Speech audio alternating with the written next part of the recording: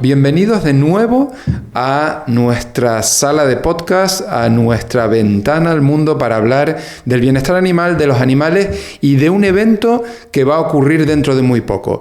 Es el próximo congreso que va a tener lugar aquí en septiembre de 2026 y ya está prácticamente todo preparado, hay mucha gente inscrita y queremos presentarles a algunos de los ponentes que van a ser protagonistas en esta ocasión. Todavía nadie los conoce, los van a conocer ustedes en primera persona y hoy tenemos con nosotros a Mr. Alan Jones. Quiero presentarles quién es y saber un poco en qué trabaja, qué le gusta de los loros. Vamos a verlo muy cortito. Hi, Mr. Alan, how are you? Hi, fine, thank you, Rafa. Yeah, we want to know about your experience with parrots, about only very shortly about keeping parrots and your experience with parrots. Which are your favorite birds? And shortly about your career with parrots in so many years of work. Oh, okay. Yes. Yeah, I've worked with parrots for most of my professional life, which we'll talk about in a minute. And I keep 2 cockatoos at home, an umbrella cockatoo and a long-billed corella. Oh. And I also have a very old African grey, which I inherited from a client. My favourite parrots are probably the hyacinthine macaw, the big blue macaws. I love those. And I think also Amazon parrots. Most of the Amazon parrot species are very characterful and great fun. Okay, I'm interested in parrot welfare. Yeah, welfare is your specialty, and you have done a book, or you help in a book, or tell me about this. I have, yes, indeed. I'm a retired veterinarian, qualifying many years ago. I'm an old man, but most of my professional life I worked with birds and especially parrots. And I was chairman of the Parrot Society in the UK for 14 years, and I'm still a life member. I was also a member of the Association of Avian Veterinarians, going to conferences in America and in Europe. Yes, I co-edited and contributed to a book called Avian Medicine, the second edition of Avian Medicine. With this pretty hyacinth macaw there. Yes, exactly. And I've contributed to other veterinary journals and magazines in the past. And then I wrote my own book on keeping parrots in 2011. We know very well. We know very well this book. And I want to explain to our young audience, because we must to stimulate the CETA culture in young people.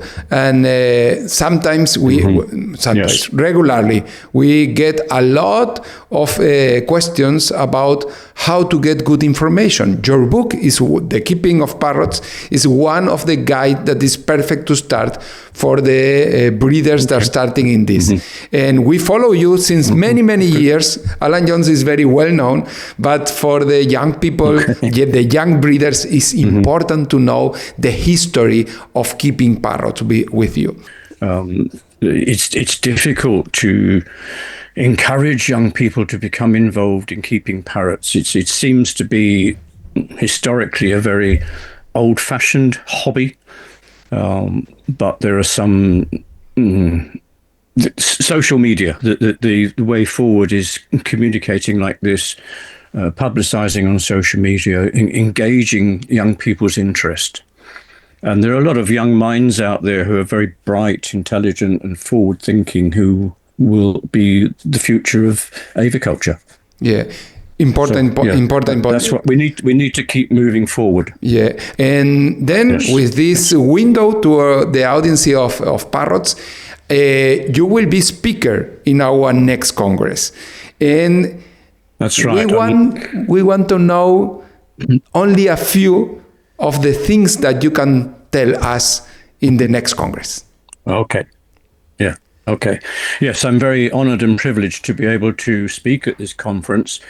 And because I'm so old and been doing this work for so long, what I wanted to talk about was the progression of avian veterinary medicine and surgery over 50 or so years. When I first started, there were very few veterinarians involved in working with birds. There was very little knowledge about bird medicine. We had very little instruction at university about it.